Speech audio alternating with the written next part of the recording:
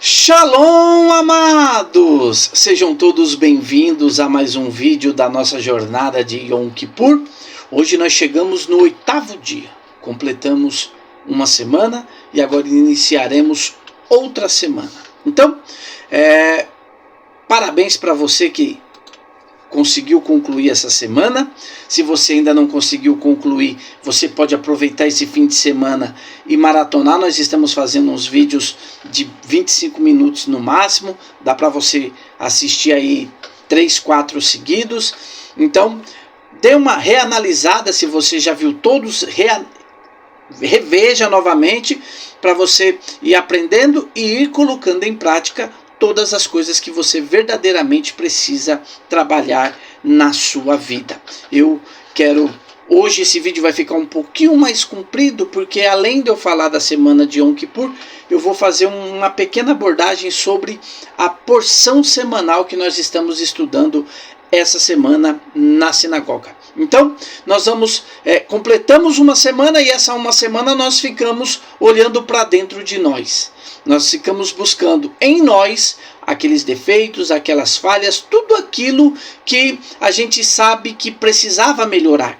E muitas vezes esse é o segredo. A gente tem tanto medo de olhar para dentro de nós que a gente fica deixando monstrinhos escondidos dentro de nós. Então muitas vezes nós temos uma coragem absurda para falar as coisas para outras pessoas. Então a gente fala, é grosseiro, é duro, a gente adora falar isso, né? É sincero, que na verdade de sinceridade não tem nada. Você está aproveitando uma oportunidade para espizinhar alguém. Então, mas nós não temos coragem de falar essas coisas para nós mesmos, né? Nós olharmos, fazemos uma análise e falar, puxa vida, como eu sou de caráter dúbio, como eu sou linguarudo, como que eu sou contendeiro, como que eu sou isso, aquilo. A gente não tem coragem de falar isso para nós mesmos, mas nós temos, né, a pretensão de falar isso para as pessoas que estão ao nosso derredor.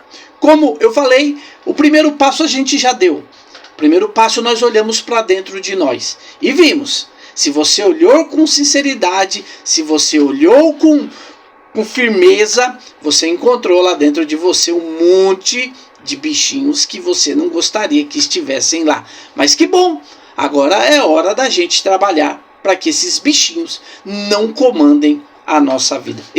As pessoas gostam de usar isso, né? Esses demôniozinhos não podem dominar a nossa vida. Então, agora nós vamos começar. O próximo passo primeiro nós olhamos para dentro de nós e identificamos todos os nossos, às vezes nem todos, porque às vezes a sinceridade não foi tão grande e alguns nós deixamos escondidos. Mas, de certa forma, nós fizemos uma análise, identificamos coisas que precisamos mudar e agora a gente sai de dentro e vamos para a ação. Agora nós paramos de apenas saber que nós temos problemas. Agora nós vamos começar a fazer uma série de ações para que nós possamos verdadeiramente ser transformados nessa nossa jornada. Então, bem-vindo à nossa 8ª aula do nosso Jornada de Yom Kippur. Então, nós vimos tudo isso, né? Nós olhamos para dentro de nós, a nossa alma foi despertada para olhar, para ver que nós temos falhas, para ver que nós temos erros, para ver que nós cometemos injustiças e tudo mais. Maravilha, já identificamos, já vimos e já está tudo bem. Agora nós vamos começar a fazer uma série de ações para nós irmos corrigindo. Então também já vou dizendo aqui para você, não vá se iludindo que você vai corrigir todos dessa vez. Mas se nós conseguirmos uma boa parte sanarmos, termos consciência, isso eu não posso falar, isso eu não posso fazer, essa não pode ser minha atitude, eu tenho que mudar nisso, mudar naquilo outro, aí a gente começa a ter um degrau de crescimento. A vida espiritual é em degraus, e nós vamos subindo um degrau por vez. Então, nós olhamos, e olhar para dentro é como se fosse a teoria. Agora a gente precisa ter ações. Então, quando a gente fala sobre essa jornada, o ponto principal o primeiro ponto principal que você sempre deve lembrar é: no 30º dia eu vou ser julgado em Rosh Hashanah, no ano novo bíblico, na festa chamada Festa das Trombetas, que na verdade é festa do shofarot, né? É o toque do shofar. E como eu já falei outras vezes, o shofar é tocado para despertar a nossa alma. E nós já estamos tendo a nossa alma despertada ao fazermos essa análise. Agora, você saber que tem problemas, você saber que, olha, eu cometo erros mesmo, tal, não sei o quê, e você não tiver nenhuma mudança de comportamento, irmãos, isso não é o que a gente chama em hebraico de techuvá. O que é techuvá? Techuvá é mais propriamente interpretado como o retorno. Então, a techuvá é o que a gente conhece como conversão. O que é conversão? É você estar andando em uma direção e você reverter essa direção. Voltar ao contrário daquilo que você estava andando. Então, quando nós temos um arrependimento, né, que a gente não muda, isso na maioria das vezes não é arrependimento. Na maioria não. 100% das vezes não é arrependimento. Se você diz que se arrependeu de algo e você não mudou, significa que você não se arrependeu. Significa que você teve uma crise de remorso. Ah, mas Josué, o que é isso? Você teve uma crise de remorso. E na maioria das vezes isso acontece quando o nosso pecado é exposto. A nossa falha é exposta. Aí a gente se arrepende não porque fez errado. A gente se arrepende porque foi pego. Então a gente não tem um sentimento de se arrepender do que fez. Um bandido que mata para roubar, que rouba, seja lá o que for, ele é preso. Na hora que ele é preso, parece que ele está arrependido. Não está. Porque quando ele sair da cadeia, a maioria pelo menos, vai voltar a roubar de novo. Então ele não se arrependeu, ele teve um remorso porque a casa dele caiu. Nós precisamos gerar em nós um arrependimento verdadeiro. Olha, eu não estou sendo fiel, então eu preciso realmente ser fiel. Mas ninguém nem sabe. Ótimo. Se ninguém nem sabe que você está sendo infiel, é melhor ainda a sua techuvá, o seu retorno. Por quê? Porque você vai ter a oportunidade de voltar para uma situação em que não é por remorso, é arrependimento mesmo. Eu não devo fazer, e não é por remorso, é por arrependimento. Então, nós precisamos ver o que estamos errado e nós precisamos não ficar frustrado porque fomos pegos, mas nós precisamos sim olharmos para trás e dizer: eu não devia ter feito. Olha, quem sabe você tem alguma coisa aí que ninguém sabe que você fez, mas você precisa ter o sentimento: eu não devia ter feito. Olha, ninguém descobriu, ninguém sabe, mas eu não devia ter feito. Esse é o papel verdadeiro do arrependimento. Então, a Bíblia vai dizer em Provérbios 28:13: o que encobre as suas transgressões nunca prosperará, mas o que as confessa e deixa alcança misericórdia. Então, quando nós ficamos, o salmista Davi, eu não vou lembrar direito agora o salmo, eu sou meio ruim para gravar o número do salmo, da passagem bíblica, mas o salmista em determinado salmo, ele fala assim: olha, enquanto eu não confessei o meu pecado, até os meus ossos doíam. E a gente sabe que sentimento de culpa, sentimento de frustração, sentimento de engano, isso tudo vai fazendo com que a pessoa tenha novas doenças. Então isso não é bom. Então o conselho bíblico para nós é: quem confessa e deixa, alcança misericórdia. Quem encobre as suas transgressões nunca prosperará. Então nós precisamos tomar cuidado com isso. João, o apóstolo Yohanan, na sua primeira carta, versículo 1 e 9, vai dizer: se confessarmos os nossos pecados, ele é fiel e justo para perdoar todos os pecados e nos purificar de qualquer injustiça. Então, Vamos ser cuidadosos com isso. Vamos ter um arrependimento verdadeiro. Vamos ter um arrependimento sincero. Um arrependimento que venha trazer para nós que você realmente tem interesse de mudar. Não, eu não quero mais continuar nesse erro, eu não quero mais continuar nessas condições erradas. Eu quero realmente ter uma transformação de vida que é importante. Então, olha, agora faz uma análise de todas as reflexões que você fez na primeira semana. Qual delas é a mais urgente? Às vezes a gente é induzido a pensar que não existe pecadinho e não existe pecadão. Mas é o contrário, existe sim. Existe o pecadinho e existe o pecadão. E o pecadinho e o pecadão, eles vão ser tratados de forma diferentes na Bíblia Sagrada. Tem pecado na Bíblia que Deus fala, mata esse cara porque ele não pode viver. Tem outros que Deus fala, olha, só para de fazer e continua a sua vida. Então, nós precisamos aprender tudo isso.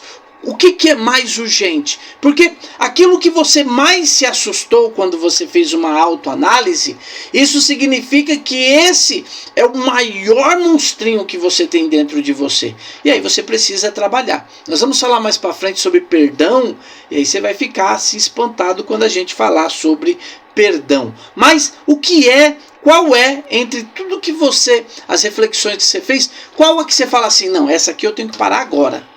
Essa eu tenho que parar já. Não dá para ficar enrolando, não dá para ficar postergando.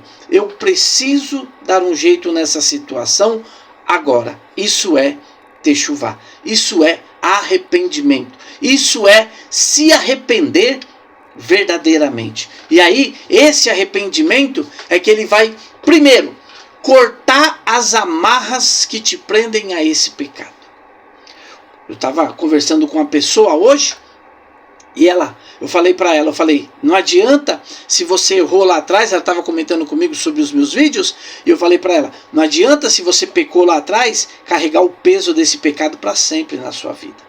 Uma hora você precisa deixar esse pecado em algum lugar, e que seja nesse Yom Kippur. Você que está pela primeira vez fazendo essa caminhada, chegar em Yom Kippur, você ter as aulas de Yom Kippur, você vai ver o quão transformador para a sua vida vai ser esse dia. Eu não tenho palavras aqui para dizer para você o quanto isso é impactante. A minha vida, quando eu comecei a aprender sobre o dia do perdão, que é o Yom Kippur. Yom Kippur significa dia do perdão, ou dia da expiação. Mas desde que eu aprendi, que eu comecei, e cada ano eu procuro melhorar mais e mais, mas foi transformador na minha vida em todos os quesitos que eu preciso estar ligado, né? Que eu preciso estar atento. Então, você vai ver que é um momento transformador para a sua vida. Então, o que é que de mais importante você tem que resolver? Não apenas ouça essas aulas, não apenas veja, mas, sabe, vá fazendo anotações, vai marcando, compra uma agenda e esconde ela num lugar que ninguém mexa. E lá você conta os seus defeitos, você que tem o armário na empresa, compra uma agendinha, põe no armário da empresa e lá nessa agendinha escreve tudo com sinceridade, o que você precisa mudar, e você vai ver que isso é transformador. Às vezes, hoje em dia está muito em moda, né? Terapeuta, não sei o que, psicopedagogo, tal, um monte de coisa. E aí, psicólogos, e nenhum desses eu estou aqui fazendo uma conotação negativas. Não. Mas presta atenção, a maioria dessas funções, dessas profissões atuais nesse sentido, você vai lá fazer o quê? Falar para a pessoa. Falar para a pessoa. Você vai lá e fala, olha, aí, quando a gente olha para a Bíblia, a gente vai encontrar Yeshua falando assim, quando você estiver ruim, sabe o que você faz? Entra no teu quarto, fecha a tua porta e fala com o teu pai. Nós que somos mais experientes na fé, quantas vezes você não foi chorando no carro, sozinho, e desabafando para Deus? Quantas vezes você não entrou para tomar banho e aproveitou que a água estava caindo no corpo e chorou porque ninguém estava vendo que você estava chorando e contando para Deus os teus problemas? É que às vezes a gente conta para Deus apenas os problemas. A gente não conta que a gente precisa realmente mudar. Mas agora é a sua oportunidade. Então, qual é a mudança mais urgente que você precisa na sua vida? O que precisa sair daquele papel que você escreveu e se transformar num comportamento visível ainda hoje? Vamos começar? Mais uma vez, já falei nas aulas passadas e vou repetir aqui. Você só vive o presente. Então, vamos viver o presente. Então, o meu exercício prático para você hoje: escolha uma mudança interna que você planejou e execute-a no mundo físico nas próximas 2 horas. O que você precisa mudar? O que você precisa? Não, isso aqui eu preciso com urgência. E na hora, quando você estiver fazendo uma coisa, você identificar outra que você falar, puxa vida, isso aqui também é extremamente sério. Se não der para fazer as duas, faça a que é mais sério. Mas pode ser uma ligação adiada, pode ser a arrumação de um espaço caótico, ou um pedido de desculpas, de perdão, ou uma devolução de uma bondade que você recebeu. Porque às vezes nós sempre queremos receber bondades, né? Mas receber bondades gera um peso em nós, porque nós estamos apenas recebendo e nós não fomos criados para ser apenas receptores. Nós somos criados para sermos também doadores. Então, faça isso e seja feliz. Vamos ler o Salmo 27?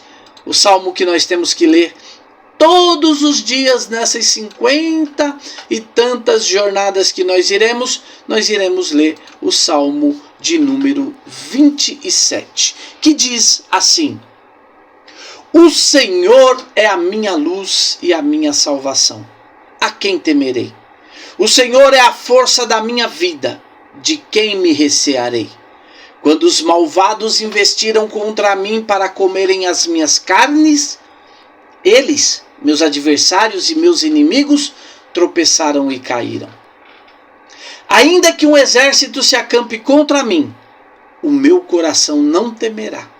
Ainda que a guerra se levante contra mim, conservarei a minha confiança. Uma coisa pedi ao Senhor e a buscarei, que possa morar na casa do Senhor todos os dias da minha vida, para contemplar a formosura do Senhor e aprender no seu templo. Pois no dia da adversidade me esconderá no seu pavilhão, no recôndito de seu tabernáculo me esconderá, sobre uma rocha me elevará. E agora será exaltada a minha cabeça acima dos meus inimigos, que estão ao redor de mim. E no seu tabernáculo oferecerei sacrifícios de júbilo. Cantarei, sim, cantarei louvores ao Senhor. Ouve, ó Senhor, a minha voz quando clamo.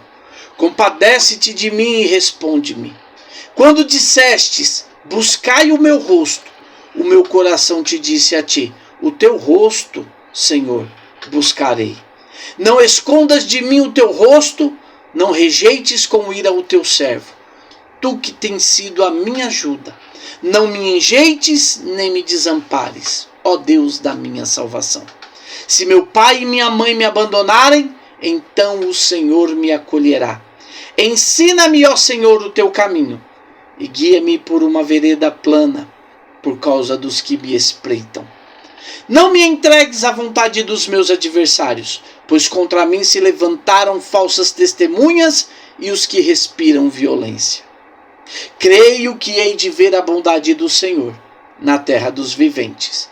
Espera tu pelo Senhor, anima-te e fortalece o teu coração. Espera, pois, pelo Senhor. Amém. Que Deus abençoe vocês. Agora eu vou fazer uma pequena explanação a respeito da Paraxá dessa semana. Essa semana nós estamos estudando a porção semanal, né? A palavra Paraxá quer dizer porção semanal. Essa porção semanal nós estamos falando é Kitetse. E ela, entre tantas coisas, ela vai falar sobre, primeiro, né, uma coisa extremamente importante para nós, é que ela vai tratar do assunto de nós sermos comedidos na nossa vida. Ela vai dizer assim, olha, quando saíres à guerra. Puxa vida, então não é para mim. Isso aí é só quando sair para a guerra. Não é só quando sair para a guerra no sentido de enfrentar esse adversário. Mas é quando você sair para a sua guerra diária. É quando você sair para a sua guerra pessoal. Cada um de nós tem uma guerra. Várias guerras, melhor dizendo.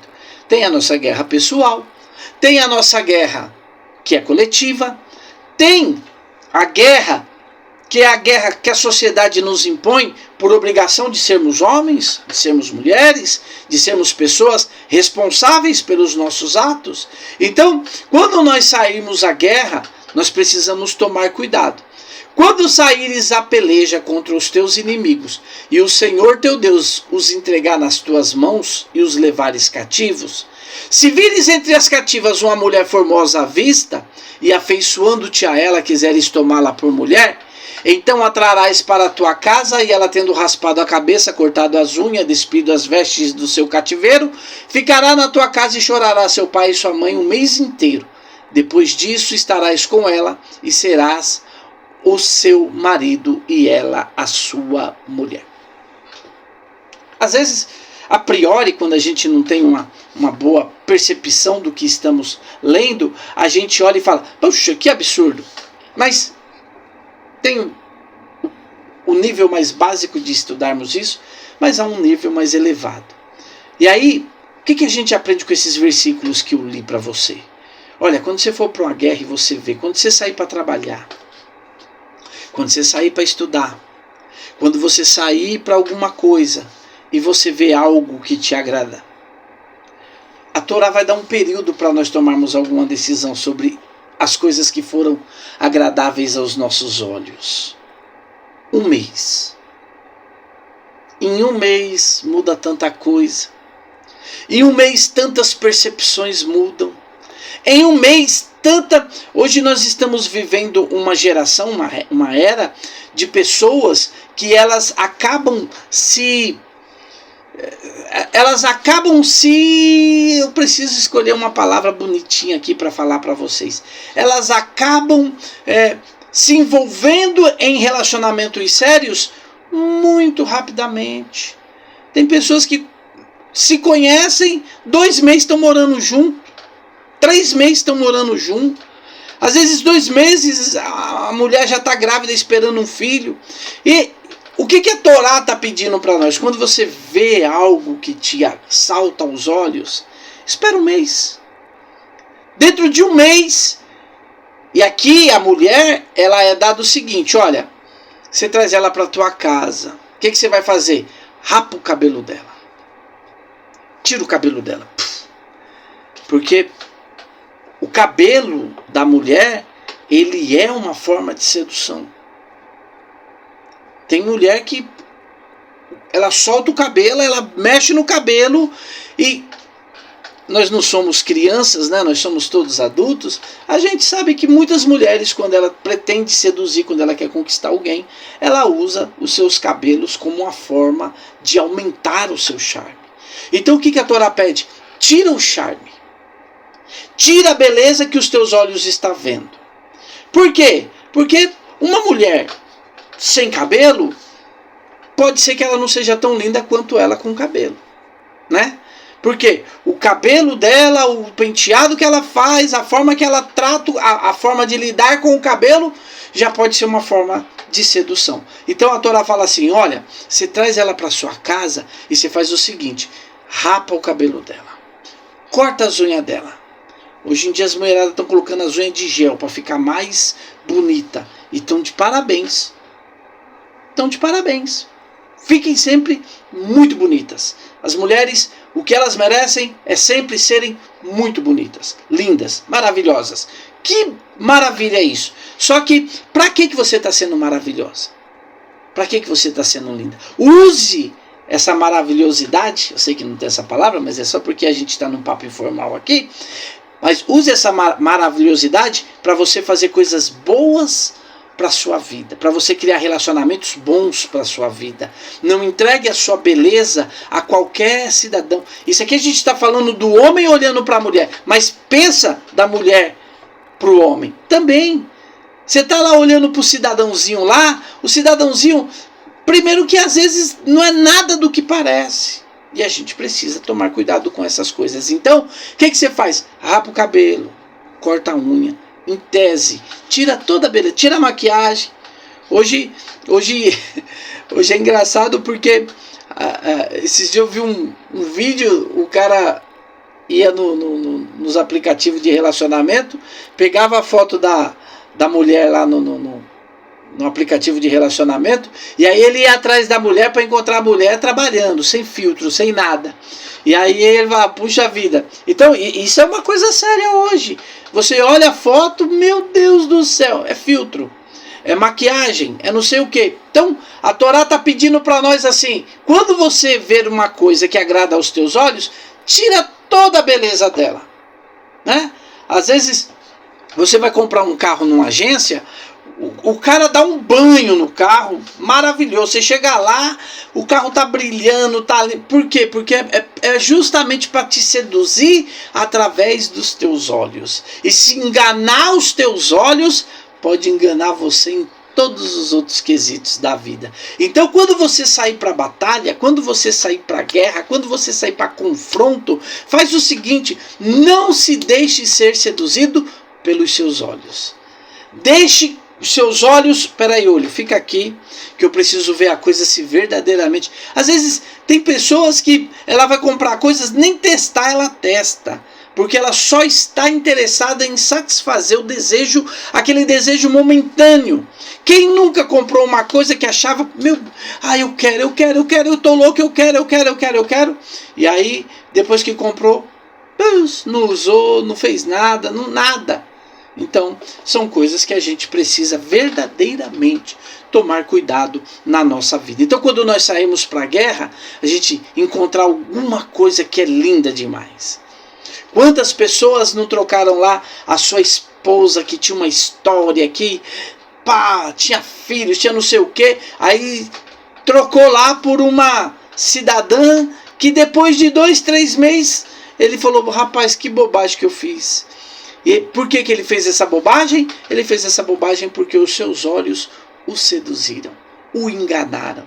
E isso acontece com muita frequência. Então, vamos... um dos pontos principais dessa semana na porção que a gente está estudando é essa. Calma para tomar decisões. Calma, espera um mês. Tira a beleza, tira a roupa. Porque as mulheres, nessa época, quando a Torá foi escrita, era comum que as mulheres, quando ia ter batalha, elas ficassem bem bonitas. Para quê? Para que quando o exército, elas viam que iam perder a guerra, o exército entrasse, elas pudessem achar graça aos olhos dos conquistadores. Então, Deus não quer isso para a nossa vida. Deus não quer nós sendo seduzidos apenas pelo nosso ímpeto, pelo nosso Yetzerará. Não. O que Deus quer é que a gente verdadeiramente seja pessoas dirigidos pela razão. Não, o povo hoje tem uma mania de chamar as pessoas de emocionado, né? Fulano é um emocionado, cicrano é um emocionado. Nós não somos dos emocionados. Nós somos pessoas que sabem verdadeiramente colocar as coisas como elas precisam ser colocadas. Então, esse é o conselho da Torá para a nossa vida. Quando você vê alguma coisa que te salta muito rapidamente aos olhos, seja realista. Veja as coisas como ela verdadeiramente é. Às vezes comida acontece muito, né?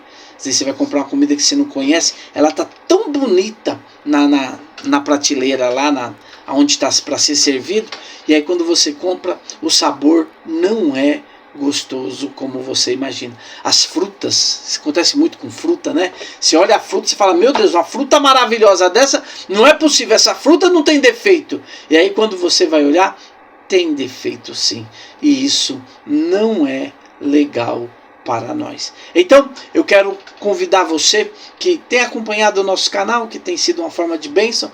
Você pode compartilhar, você pode curtir, você pode comentar. Comenta aí alguma coisa, da onde você está, o que você faz, se você é de alguma igreja, e nos ajude a cada dia mais estarmos espalhando a palavra de Deus entre as pessoas. Então, nessa semana, a Parashá Kitetse está dizendo para nós assim: vai com o freio de mão puxado para você não tomar decisões que amanhã você vai se arrepender. Até o próximo vídeo, até o próximo passo da nossa jornada de Yom Kippur.